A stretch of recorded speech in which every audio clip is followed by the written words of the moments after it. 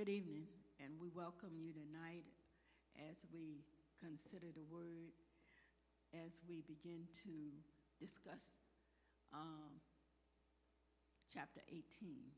First, we're going to open and welcome you with prayer. Father God, in the name of Jesus, we want to thank you for once again allowing us to gather together to study your word. We ask you right now to lift up the word, illuminate it in our spirit. God, break it down so we can digest it. And we bless you. We ask you right now to bless everyone that's on the way. Give them safe travel.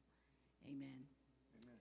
Now, the question that I want to put before you tonight is how do you handle, how do you operate in the midst of confusion? What do you do to help you move beyond when chaos is everywhere and you seem to be in the middle of the chaos and there seems to be no clear answer? How do you handle it? What do you do in the midst of that? In the midst of chaos, in the midst of confusion, how do you handle it?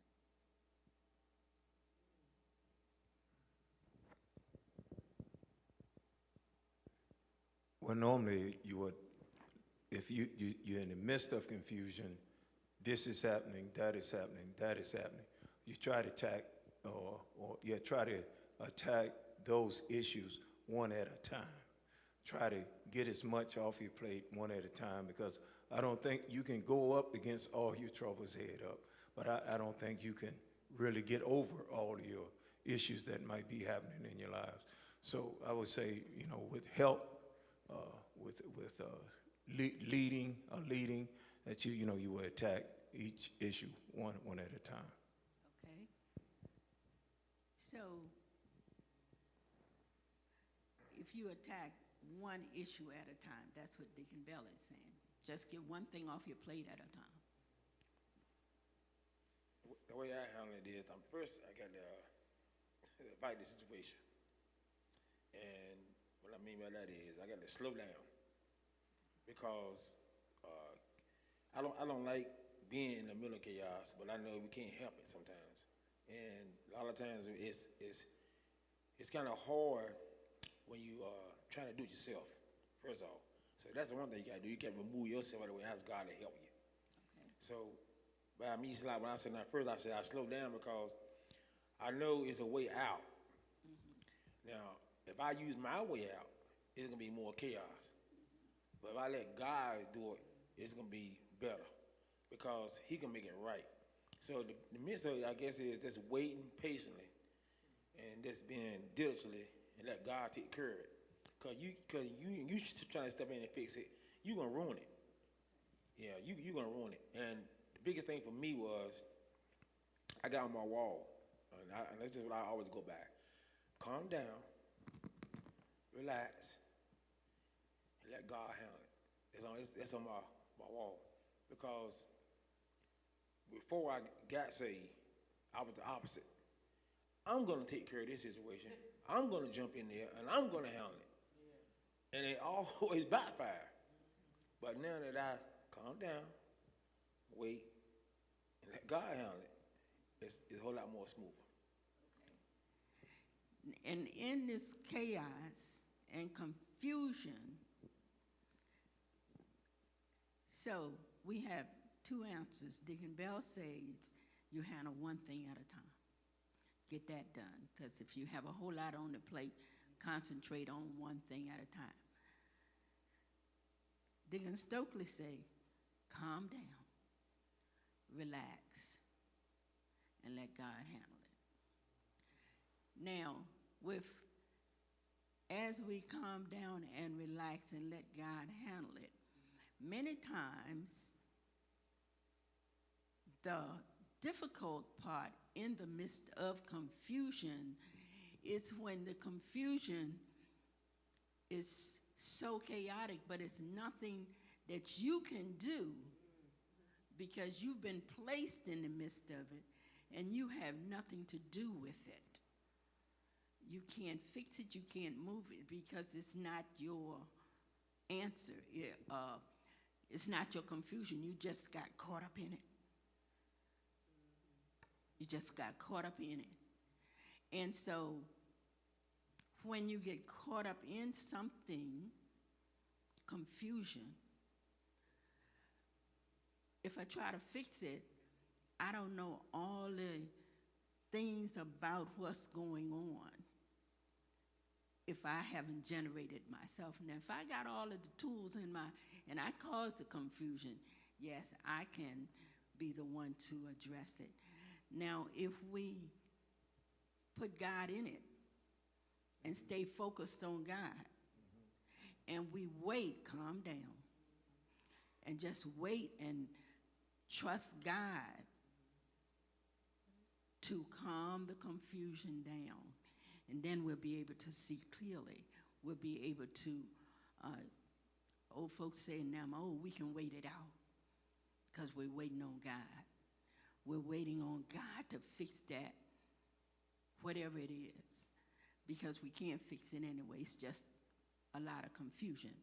Now, in our lesson last week, and as pastor is, our teacher is on the way, there were some commandments that were broken. Easily broken. Michael broke those commandments last week. Can anybody remember any of those commandments right off that were broken? When, yes. Thou shalt not steal. Thou shalt not steal. And who stole what from who? Michael stole some money from his mom. Okay. Thou shalt not steal.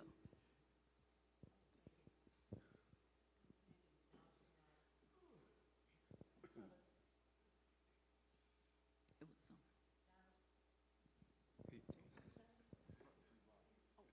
On the bottom, turn green. Thou shalt not covet thy neighbor's. It says wife. It says wife in the word, but it was thou shalt Right, not that's what covet. it covered. Thou shalt not Yeah. covet.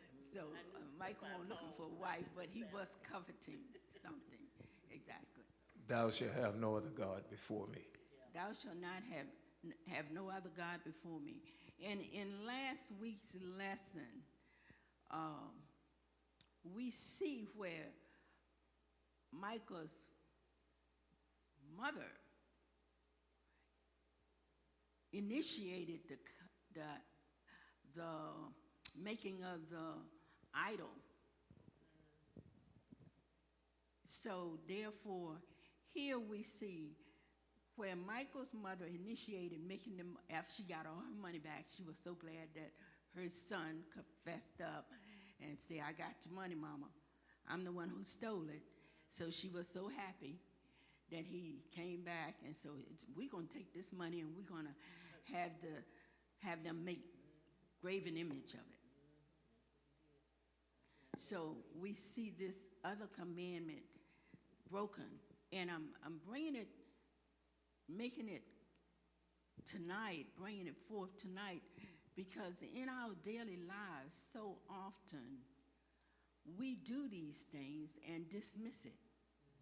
And we are breaking the commandments and not even looking closely, and that's a trick of the enemy to get us to break the commandments and not even being aware of what we're doing. And many times when we break these commandments, majority of the time, when we lie, it causes confusion. When we make graven images, which the words say, thou shalt not, it causes chaos and confusion in our lives. And we have to stop and look at the root of what's causing the confusion in our life. So when we develop the habit of when confusion starts, step back, take a deep breath, and examine where and what's going on. And look for the root. Always look for the root of the confusion, because in the midst of everything, there's a root. Where it started. Where did this confusion start? And if you don't get the root, if you cut it off from the top, it's going to spring up somewhere else. So if you don't cut that lie off, find out, okay, where did I start? Why did I say it? That lie is going to determine, make you tell another lie to cover up the first lie. So you have to find the root. Of all confusions, then there is a root. So in our lesson tonight, we're in chapter 18. So what we're going to do is go ahead and read the chapter, and she's going to put, we're going to read the chapter, Genesis 18, all the way through. Okay. In those days, Israel had no king. And in those days, the tribe of the Danites was seeking a place of their own where they might settle, because they had not yet come into an inheritance among the tribes of Israel. So the Danites sent 5 of their leading men from Zorah and Eshtaol to spy out the land and explore it. These men represented all the Danites. They told them, "Go, explore the land." So they entered the hill country of Ephraim and came to the house of Micah, where they spent the night. When they were near Micah's house, they recognized the voice of the young Levite. So they turned in there and asked him, "Who brought you here? What are you doing in this place? Why are you here?" He told them what Michael had done for him and said, "He has hired me, and I am his priest." Then they said to him, "Please inquire of God to learn whether our journey will be successful." The priest answered them, "Go in peace. Your journey has the Lord's approval." So the 5 men left and came to Laish, where they saw that the people were living in safety, like the Sidonians, at peace and secure. And since their land lacked nothing, they were prosperous. Also, they lived a long way from the Sidonians and had no relationship with anyone else. When they returned to Zorah and Eshtaol, the fellow Danites asked them, "How did you find things?" They answered, "Come on, let's attack them. We have seen the land, and it's very good. Aren't you going to do something? Don't hesitate to go there and take it. When you get there, you will find an unsuspecting people and a spacious land that God has put into your hands, a land that lacks nothing whatever."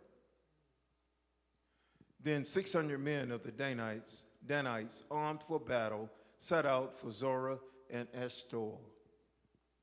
On their way, they set up camp near Kiriath Jearim in Judah. This is why the place west of Kiriath Jearim is called Menah Dan to this day. From there, they went on to the hill country of Ephraim and came to Micah's house. Then the 5 men who had spied out the land of Laish said to the fellow Danites, "Do you know that one of these houses has an ephod and some household gods and an image overlaid with silver? Now you know what to do." So they turned in there and went to the house of the young Levite at Micah's place and greeted him. The 600 Danites, armed for battle, stood at the entrance of the gate. The 5 men who had spied out of the land went inside and took the idol, the ephod, and the household goods, while the priests and the 600 armed men stood at the entrance of the gate. When the 5 men went into Michael's house and took the idol, the ephod, and the household good, the priest said to them, "What are you doing?" They answered him, Be quiet, don't say a word, come with us and be our father and priest. It is better that you serve a tribe and clan in Israel as priests rather than just one man's household. The priest was very pleased. He took the ephod, the household gods, and the idol and went along with the people. Putting their little children, their livestock, and their possessions in front of them, they turned away and left. When they had gone some distance from Micah's house, the men who lived near Micah were called together and overtook the Danites. As they shouted after them, the Danites turned and said to Micah, "What's the matter with you that you call out your men to fight?" He replied, "You took the gods I made and my priests and went away. What else do I have? How can you ask, 'What's the matter with you?'" Danites answered, "Don't argue with us, or some of the men may get angry and attack you, and you and your family will lose your lives." So the Danites went their way, and Micah, seeing that they were too strong for him, turned around and went back home. Then they took what Micah had made and his priests and went on to Laish against a people at peace and secure. They attacked them with the sword and burned down their city. There was no one to rescue them because they lived a long way from Sidon and had no relationship with anyone else. The city was near the valley near Beth Rehob. The Danites rebuilt the city and settled there. They named it Dan after their ancestor Dan, who was born to Israel through the city used to be called Laish. There the Danites set up for themselves the idol. And Jonathan, the son of Gershom, the son of Moses, and his sons were priests for the tribe of Dan until the time of the captivity of the land. They continued to use the idol Micah had made all the time the house of God was in Shiloh. Word of God. All right. Thank you so much. Thank you, Reverend Bell, for your effort, for your work, for your willingness to stand in while I was standing out. In the late 60s, I think it was 69, sometime between 69 and 70, there was a very popular song, Ball of Confusion. It was done, there you go, Deacon Bell said it was the Temptations who recorded it. It was a reprise in the Sister Act. They had some nuns singing that song. This is what we read about in these verses in Judges chapter 18. That's why I call this presentation In the Midst of Confusion, because here are people who have in so many ways lost their way, and the Temptation song could have been about them. It could also be about us. The assertion in the song is that the world is a ball of confusion. There are so many things about which people are uncertain. And since I'm talking about music, there's another song that could apply very specifically to verses 1 and 2, and there's more people, more problems. That's not exactly how Jay-Z said it. He said more money, more problems.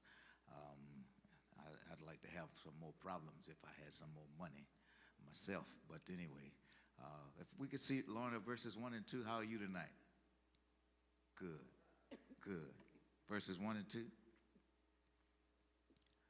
In those days, Israel had no king. And in those days, the tribe of the Danites was seeking a place of their own where they might settle, because they had not yet come into the inheritance among the tribes of Israel. And so the Danites sent 5 of their leading men from Zorah and Eshtaol to spy out the land and explore it. And these men represented all the Danites. And they told them, go explore the land. So they entered the hill country of Ephraim and came to the house of Micah, where they spent the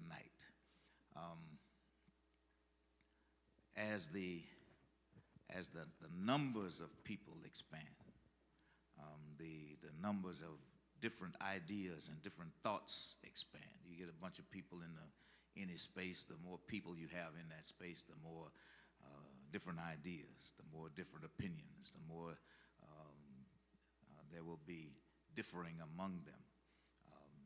Everybody has a better idea than the other person. Everybody knows what everybody else ought to be doing, what it would be good if somebody would do.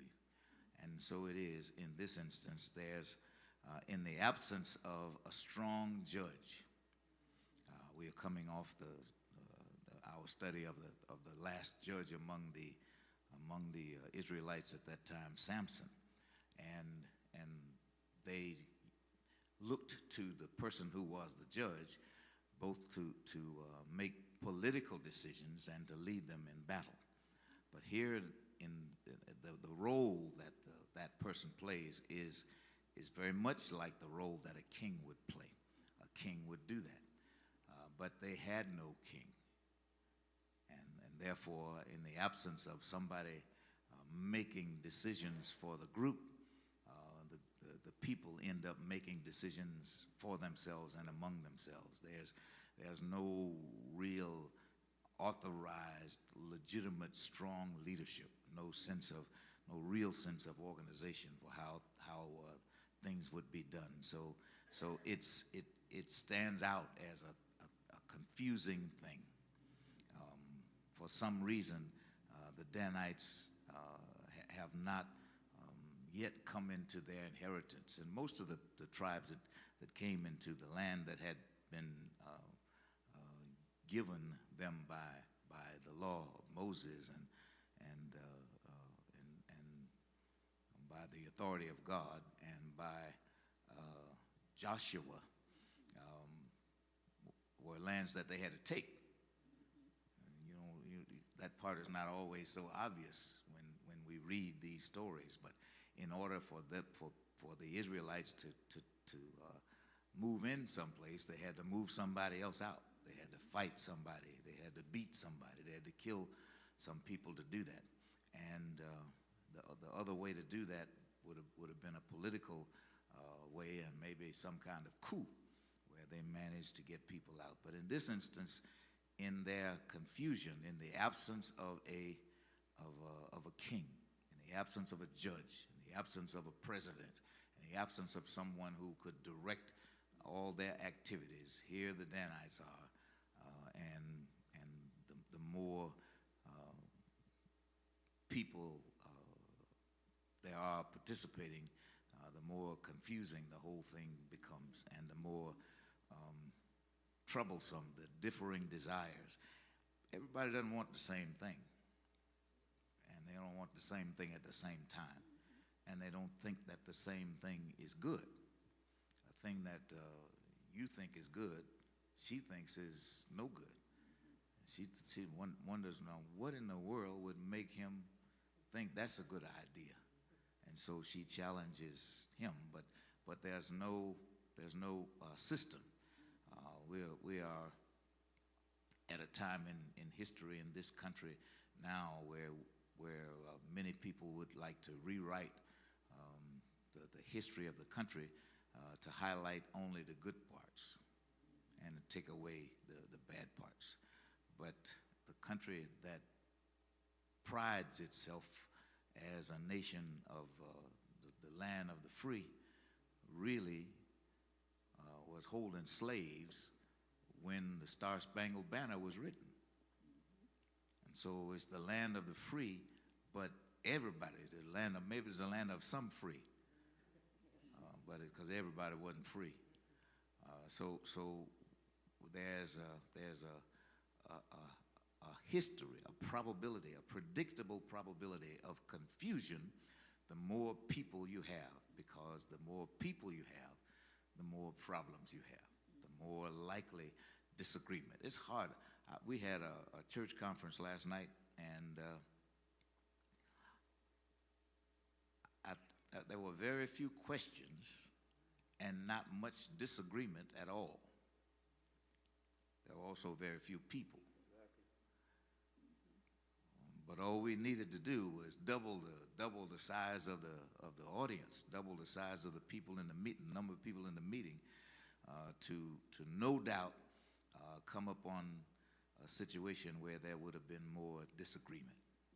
It's real. Yes, Reverend. And as I think about the lesson tonight, the first verse, and the conference last night, the element that is missing in the scripture that was present last night, it was very few people, but at 2 occasions, if the leader had not been in place, it could have easily went south. Yeah. It could have easily went south. Yeah. So in the scriptures, the first thing says there was no king. That's a really, really powerful and very important verse. Exactly. There was no king. And one thing that makes it so outstanding is there had never been a king in Israel. But it's the hint that the people in Israel really want a king. So maybe the rumor is going around, and the word is getting around to among the tribes. Why don't we have a king? Everybody else got a king but us. So the writer of Judges begins with that word. In those days there was no king, but there was plenty of confusion.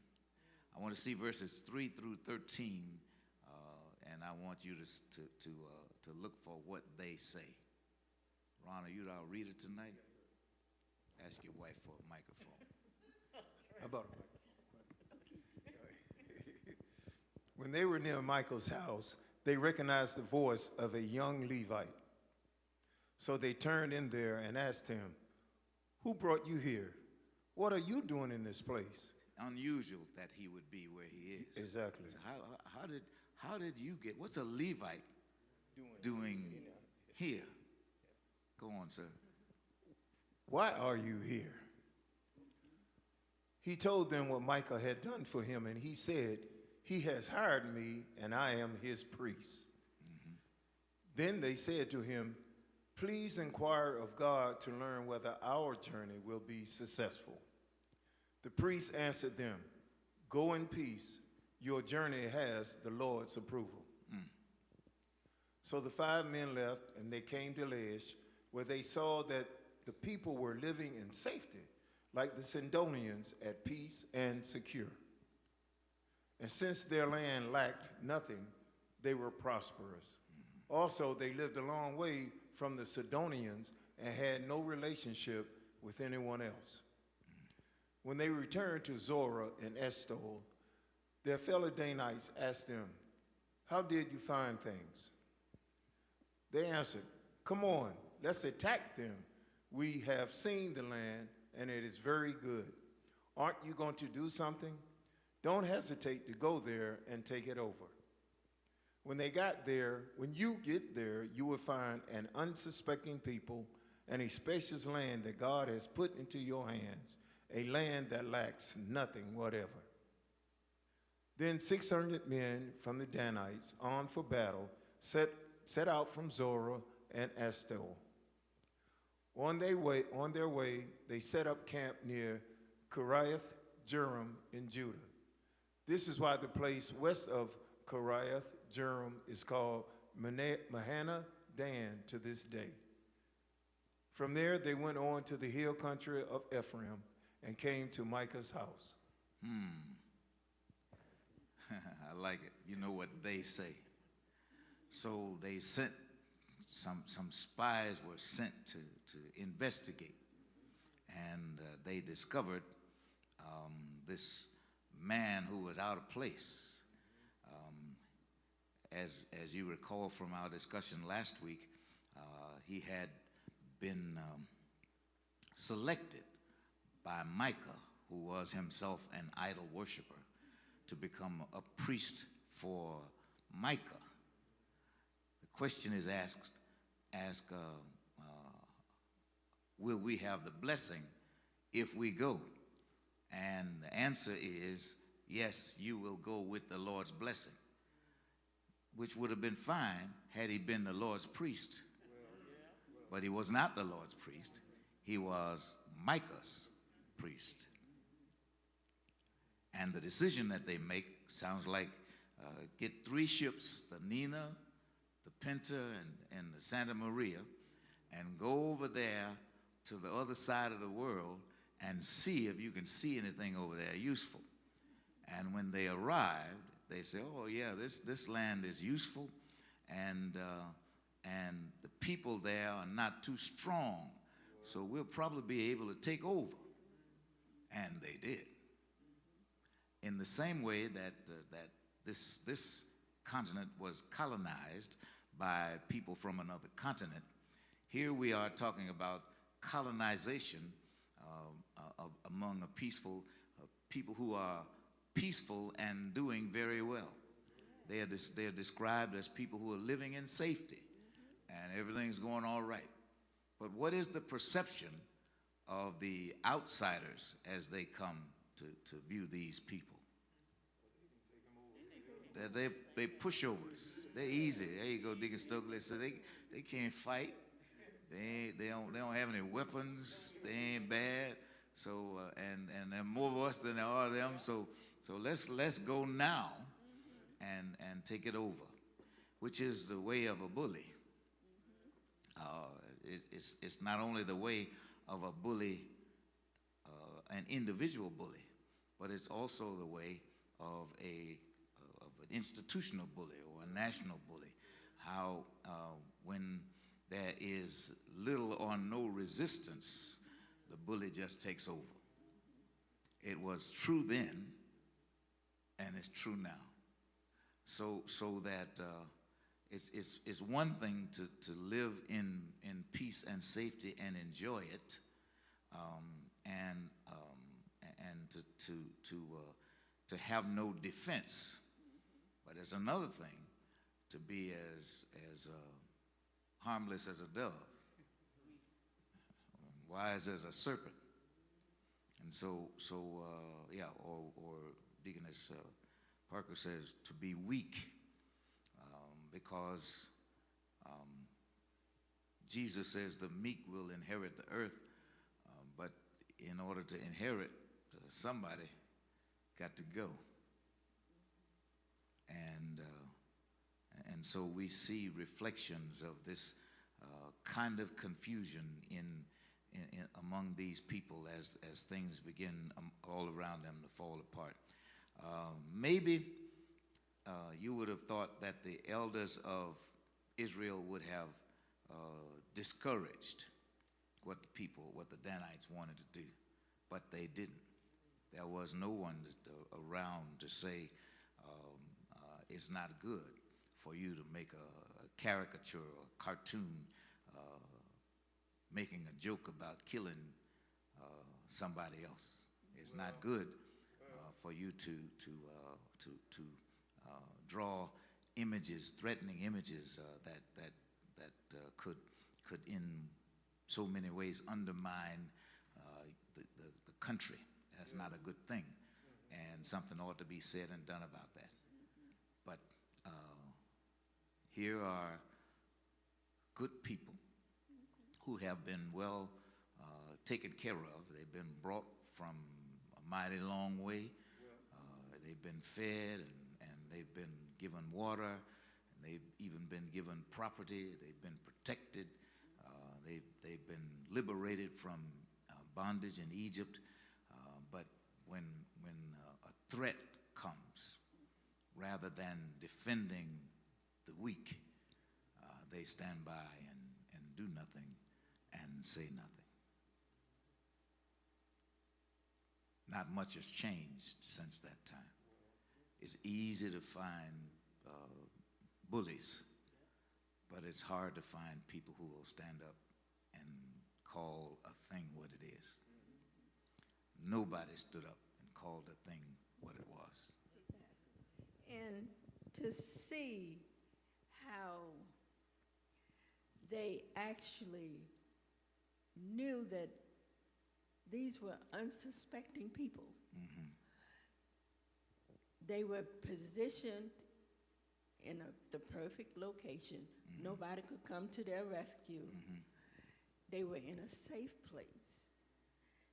And it's almost like, oh, we got some sitting ducks over there. You know, and we're not going to even have any problems taking them over. That's how bullish versus going getting a great big people that they're going to have to, you know, they're going to lose. But the part that they say God gave it to them after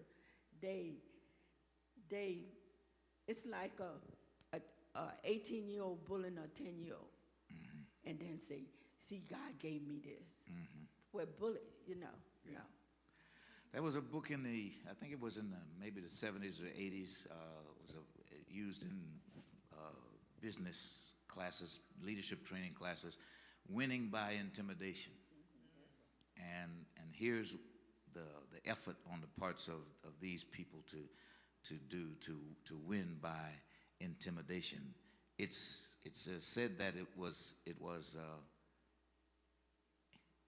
the practice in military engagements at the time that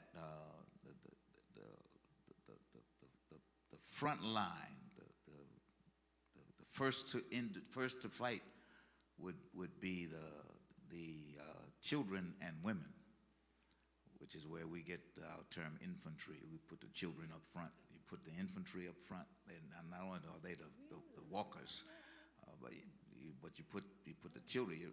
Who's going to attack if the children are up front?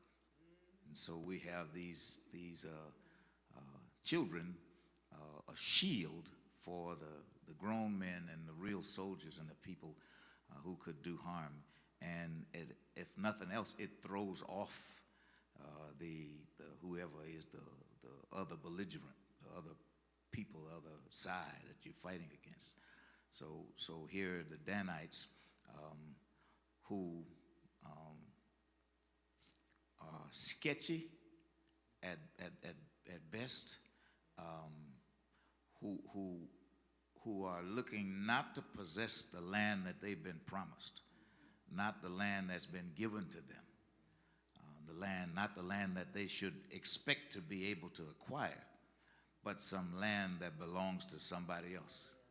So they are coveting. Last week we had a chance to count the number of commandments that were broken in chapter 17, and here we have a commandment being broken in, for so far just one, being broken in chapter 18, and that's the 10th commandment. They covet land that belongs to other people. They covet the possession of some other people, and to the point that they conspire to take it over, and they decide among themselves that that's exactly what they're going to do. Yes, ma'am. It just came to when you were speaking about they were putting the women and the children ahead. When Jacob was running for his life, and when he finally came back home years and years later, and he was still afraid of his brother. So that's what he did, headed home. He put the children and the women ahead first. It was a common practice in ancient warfare to do that. So not just among the Jewish people, but not just among the Hebrews, but in military history, you discover that was a tactic of a long time ago. In some ways, it's a tactic, and not so much when it comes to thinking about putting people to death, but when we think about who is exposed in an economy like ours, who is exposed in a government like ours, it's often children. I mean, we're not interested in child care. We're not interested in early education for children. We're not interested in those things in part because it costs a lot of money.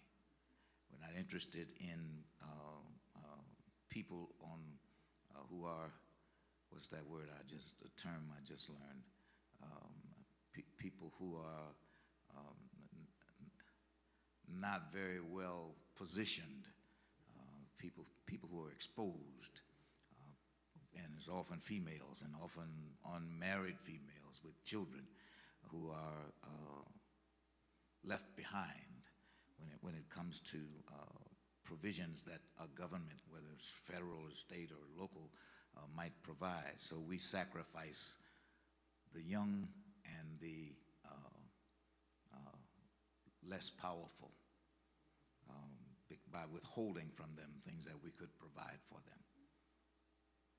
Happens then, and when you start to think about how a thing like I don't think we're going to have another war like World War II again. I think from now on, wars will be fought from computer consoles.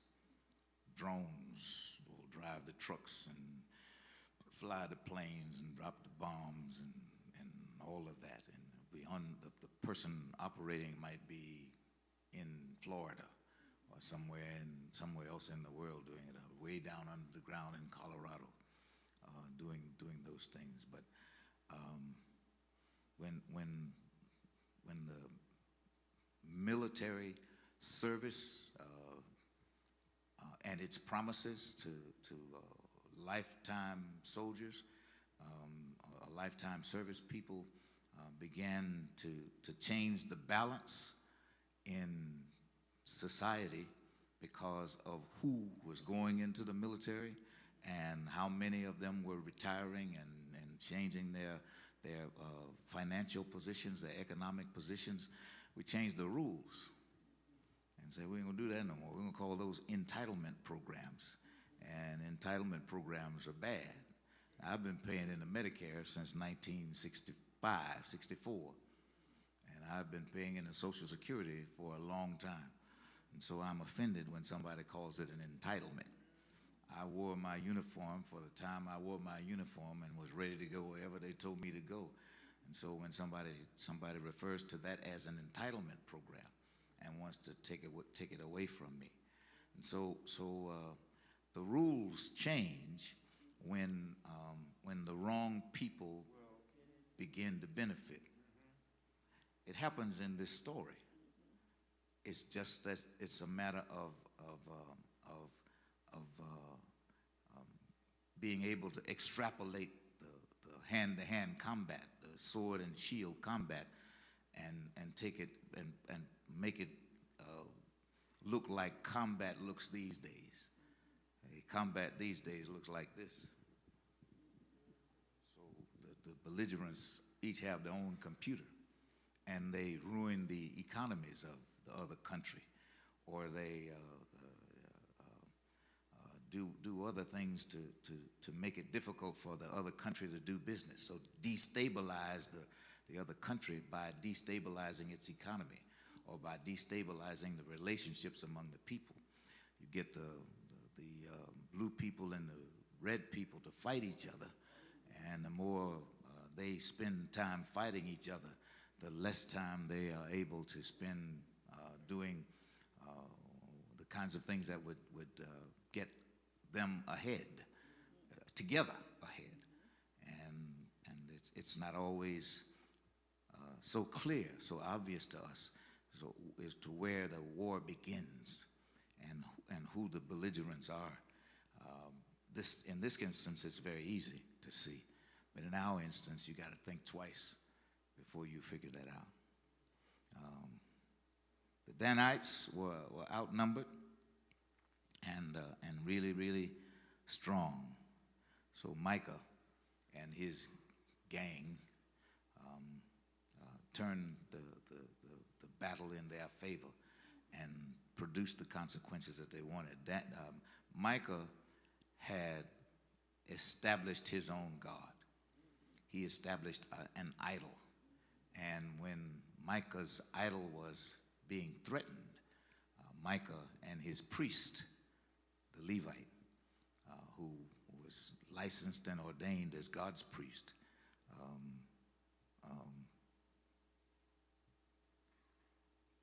put some confusion into the situation because the Danites believed they were listening to the priest of God and they were listening to the priest of Micah. And Micah wouldn't.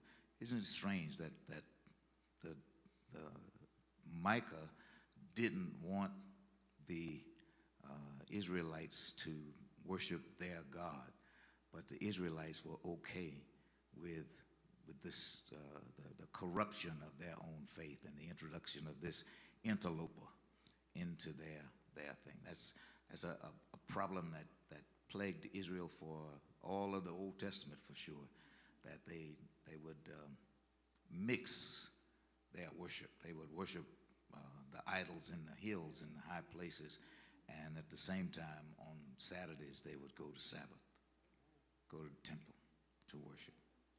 Yes, ma'am. Oh, you just said, All right. Let's look at 14 through, I think it's 18. Then the 5 men who had spied out the land of Laish said to their fellow Danites, "Do you know that one of these houses has an ephod, some household gods, and an image overlaid with silver? Now you know what to do." So they turned in there and went to the house of the young Levite at Micah's place, and greeted him. The 600 Danites, armed for battle, stood at the entrance of the gate. The 5 men who had spied out the land went inside and took the idol, the ephod, and the household gods, while the priests and the 600 armed men stood at the entrance of the gate. Go to 26, please. Through 26, all the way to 19 through 26. I can read that. She's coming. Huh? Yeah, and I want verses 19 through 26. They answered him, "Be quiet, don't say a word. Come with us and be our father and priest. Isn't it better that you serve a tribe and clan in Israel as priests rather than just one man's household?" The priest was very pleased. He took the ephod, the household gods, and the idol and went along with the people, putting their little children, their livestock, and their possessions in front of them. They turned away and left. That's the infantry. Yes. When they had gone some distance from Micah's house, the men who lived near Micah were called together and overtook the Danites. As they shouted after them, the Danites turned and said to Micah, "What's the matter with you that you call out your men to fight?" He replied, "You took my gods I made and my priests and went away. What else do I have? How can you ask, 'What's the matter with you?'" Danites answered, "Don't argue with us, or some of the men may get angry and attack you, and you and your family will lose their lives." Don't start nothing now. So the Danites went their way, and Micah, seeing that they were too strong for him, turned around and went back home. This is the fight over God. I call this misdemeanor in other crimes. I like that. I like the graphic, Lorna. That's nicely done. Yeah. Some of these are serious crimes, and some of them are misdemeanors. The most serious crime is when they turn their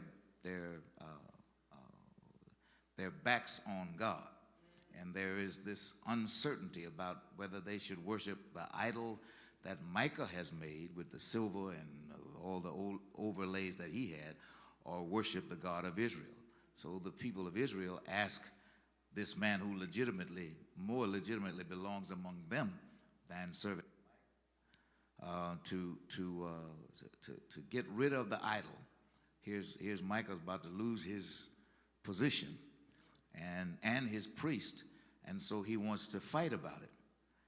And there's some challenge back and forth between the both sides about whether to let it go or not. So the Israelites band together, and they decide they're going to make this thing happen the way it needs to. You want to fight? Come on, bring it. And the Danites get together and ultimately drive back the Micah and his crowd. And so in verses 27 through 29 shows you what happens when you get a target on your back. Then they took what Micah had made, that's the idol he'd made, and his priest, and went on to Laish against the people at peace and secure. They going to fight these people who ain't mean nobody no harm. They attacked them with the sword and burned down their city. There was no one to rescue them because they lived a long way away from Sidon and had no relationship with anyone else. The city was in the valley of Beth Rahab, and the Danites rebuilt the city and settled there. They named it Dan after their ancestor Dan, who was born to Israel, though the city used to be called Laish.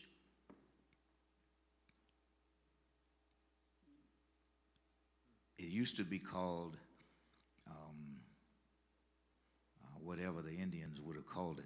If it was Chicago, they would have called it Chicago. If it was a city in Florida, they would have called it by some name that we might recognize as an Indian name. But it happened on this soil in much the same way that a people, resilient, powerful, and many, came in and edged the natives off the land and took it over and gave it a new name and called it the United States of America. It's what colonization looks like. It's what the Dutch did in South Africa. It's what the Dutch and the Spanish and the British did all over the Caribbean. So we call them the Virgin Islands, and some of them are like St. Thomas and St. John are part of the United States, but others are parts of other countries who colonized those islands 400 years ago, 300 years ago. That's what colonization looks like. That's what Satan does with individuals and groups. He colonizes. He moves in and takes over and changes everything. What you say? I see this priest. Mm-hmm. This priest that has been with Michael worshiping idols. Mm-hmm. Now, worshiping idols and a priest to this one man, priest and father to this one man. And then Danites come to him and say to him, hey, why are you being a priest for that one man? But this priest, so-called priest, Levite been worshiping idols. Right. And so they're saying to him, you can come on over here and be the priest to a whole lot of people, a whole clan. Mm-hmm. But the danger in it, he's been worshiping idols, so they're inviting Satan to come. Why? Because in those days, Israel had no king. And so they go looking for their own king. They could wait for God to appoint them a king, assign them a king, or they could go and look for their own king. And the Danites look for their own king.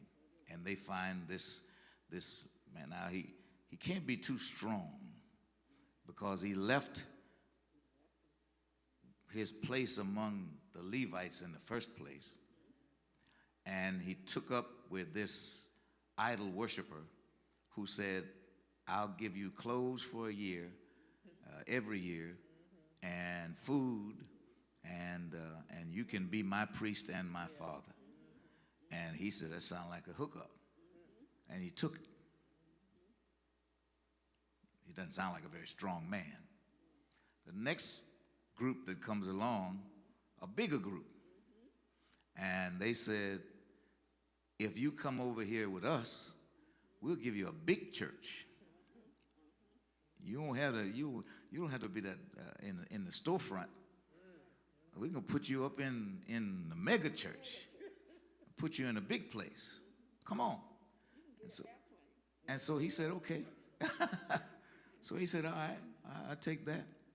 So he does not strike me as a man of much conviction or much integrity because he's so easily persuaded. And he go to the highest bidder and go where he has the most people. So that these people who live so well and so peacefully and so quiet, but so isolated without any friends. They didn't have relationships with other people. They end up with a target on their backs. You need some friends. You need some relationships. Otherwise, you live isolated and exposed. There's nobody to watch your back. I've told you before about the term, the paraclete. It's a Greek term that in Greek they use to describe the way soldiers fight. Come here, Deacon. They fight back to back. And so they defend each other, turn around. And so he got everything coming from that way, and I got everything coming from it. Be still. I got everything coming from this way. And so we fight back to back. And even if we end up turning, I'm never exposed, and he's never exposed because we are fighting. Thank you, Deacon. You're a good actor. We're fighting back to back. We're protecting each other. Think about if there were no Chesapeake. If west of Chesapeake there was nothing else, it would expose Norfolk and Virginia Beach to whatever might come from that direction. And you think of it in terms of a smaller area. If you live in the middle of nowhere and you don't have relationships, you don't have friends, you don't have neighbors, you're exposed. And so these people were exposed, and they were easily overwhelmed, and even their name, the name of the place was changed when these people came and took over. Not the land that God promised them, but another piece of ground that they found that they wanted. It's what they wanted, and they took it from people who didn't have no friends. You need friends. You need relationships. You need people who will tell you the truth. You need people who will defend you, people who will fight with you and for you. And so here we have these people. Two more verses, and then we'll be done. 30 and 31. There, excuse me.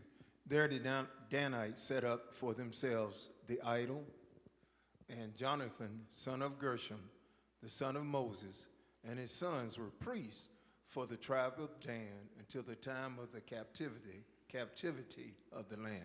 The Danites wanted a king. They continued to use the idol Michael had made all the time the house of God was in Shiloh. Here,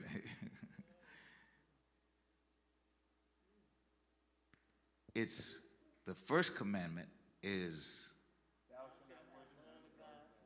yeah. And they decided that in the absence of a king to be their leader. They would take this man-made idol, bow down before him, and have this self-made priest appointed by Micah, who had no authority to call him a priest, and worship the idol as opposed to worshiping the God of peace, God at Shiloh. At the time, the only place the right place to worship was the temple. And if they didn't worship in the temple, they weren't worshiping it at all. In this case, we worship everywhere we go. That's the way we put it. Your body is the temple of the Holy Ghost.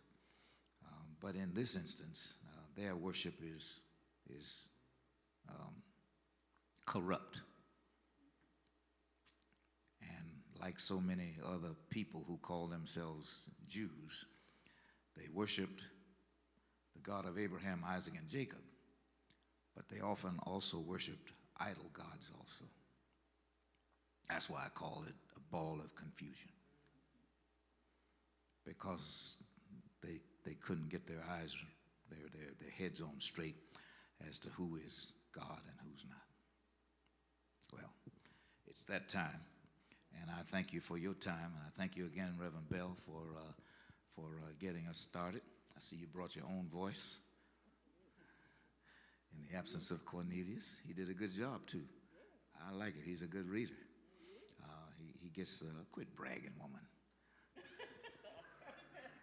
He is. Bragging on your husband. Thank you for being with us tonight. I pray that you'll be able to join us again this way really soon. We'll be back next Wednesday is the night before Thanksgiving, and in the place of this study, there'll be a community Thanksgiving service at Mount Gilead Missionary Baptist Church, right down the street from us, and Bishop Marcus Lewis will be the preacher that night, and music will be taken care of by an aggregation of singers and musicians from Mount Gilead. It's our annual pre-Thanksgiving service. It's one of the fundraisers that we, OMCLC, have to help us put together money, scholarship money for kids from our churches on their way to college. So you can join us at Mount Gilead in real life, or you can join us online by going to Mount Gilead's website, and the whole thing will be Ustreamed, and it will be on Facebook Live from Mount Gilead. So thank you for being a part of this conversation. Good night. God bless.